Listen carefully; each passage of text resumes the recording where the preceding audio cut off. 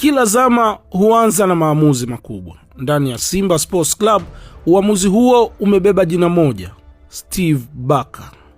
Baada ya mabadiliko kwenye benchi la ufundi, kocha huyo kutoka South Africa amepewa nafasi ya kuiongoza Simba kuelekea msimu mpya wenye matarajio makubwa.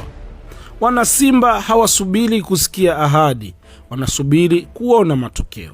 Steve Barker anafahamika kwa uwezo wake wa kujenga timu zenye nidhamu, ushindani mkubwa na mpira wa kushambulia. Ndiyo falsafa anaokuja nayo Msimbazi, akiwa na lengo la kuifanya Simba irejee kuwa nguvu kubwa ndani na nje ya Tanzania. Dalili za mwanzo tayari zimeanza kuonekana.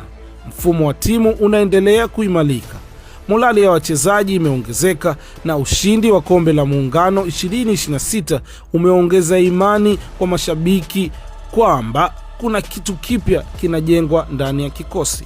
Lakini ndani ya Simba mafanikio hayapimwi kwa kombe la Muungano pekee. Mashabiki wanataka kuona timu yao ikipambana hadi mwisho wa msimu na kutwaa ubingwa wa ligi kuu NBC, kombe la CRDB Federation Cup na kufanya safari ya kukumbukwa katika michuano ya CAF.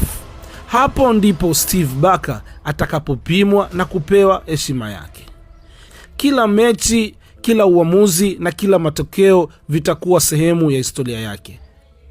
Atafanikiwa kuijenga Simba itakayoweza kutawala tena, au pressure ndani ya wekundu wa Msimbazi itakuwa kubwa kuliko matarajio yake? Safari imeanza, ushindani ni mkali na macho yote sasa yapo kwa Steve Barker.